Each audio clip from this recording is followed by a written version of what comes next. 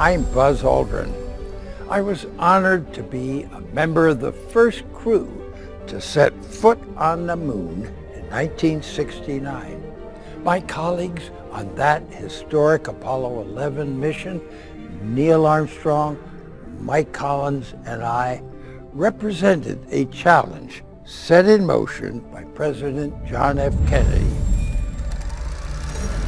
We choose to go to the moon in this decade and do the other things, not because they are easy, but because they are hard. Because that goal will serve to organize and measure the best of our energies and skills. Because that challenge is one that we're willing to accept, one we are unwilling to postpone, and one we intend to win.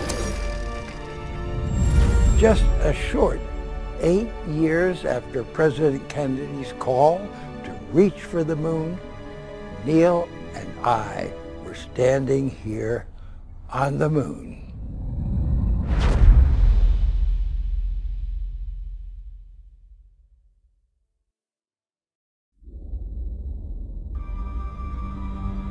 It's one small step for man, one giant leap for mankind. A dream of centuries transformed into reality. But I want to be remembered for more than just kicking up moon dust. I want my legacy to include laying the groundwork for a permanent human settlement on Mars.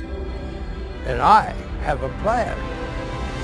That plan is called Cycling Pathways to Mars.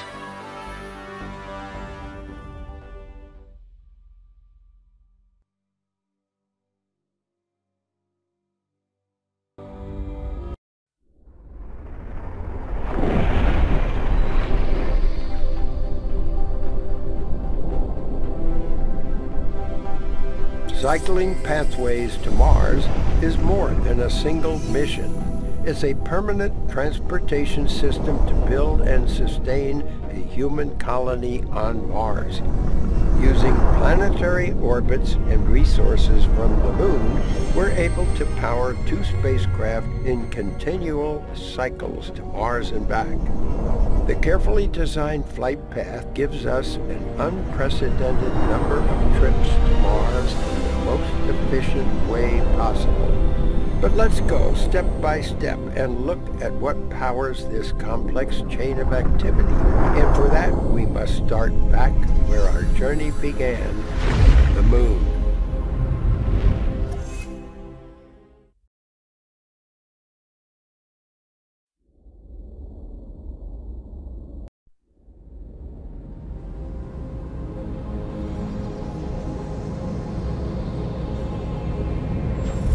One of the keys to sending humans to Mars is acquiring the rocket fuel we need from the surface of the moon. Within permanently shadowed craters on the moon is a mother lode of ice that can be turned into rocket fuel.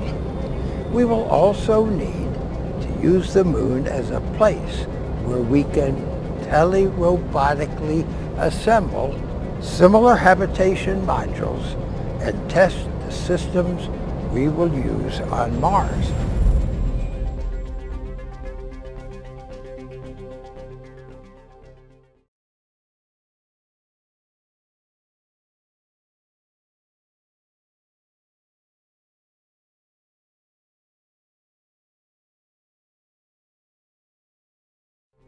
If traveling to the moon were like crossing a small lake, traveling to Mars would be like crossing a vast ocean.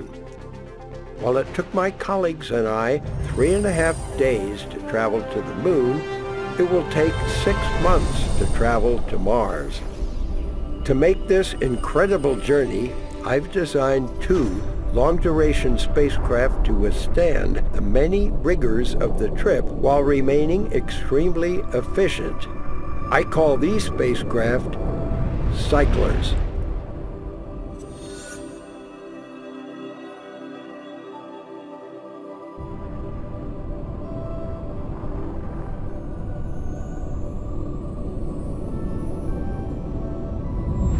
Landers from the Earth will join up with these cyclers to take international crews on the 6-month journey to Mars. This will allow the future settlers of Mars to travel safely, shielded from cosmic radiation.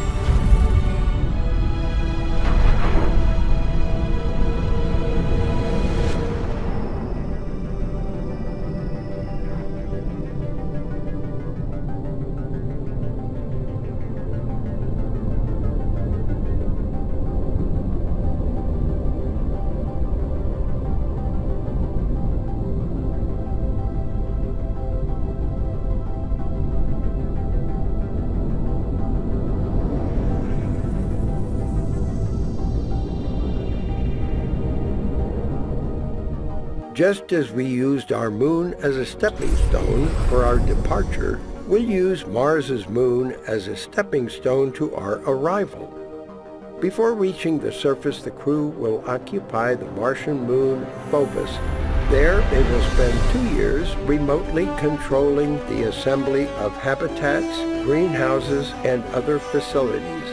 When the crew and mission control are satisfied everything works properly, they will make their final descent to the surface.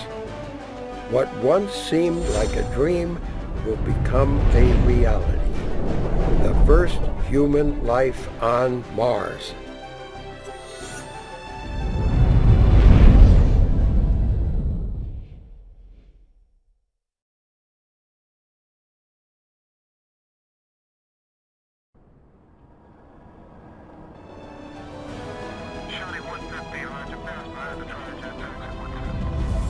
On the surface of Mars, the first inhabitants will learn to live off the land. They will grow food and build the next generation of housing structures using local Martian resources. And they will conduct far-reaching research, seeking answers to many questions. What is the future of Earth? Is there other life in the universe?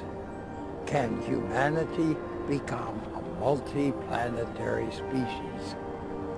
These questions can only be answered by scientists, engineers, architects, and artisans who will not only survive, but thrive on the surface of Mars.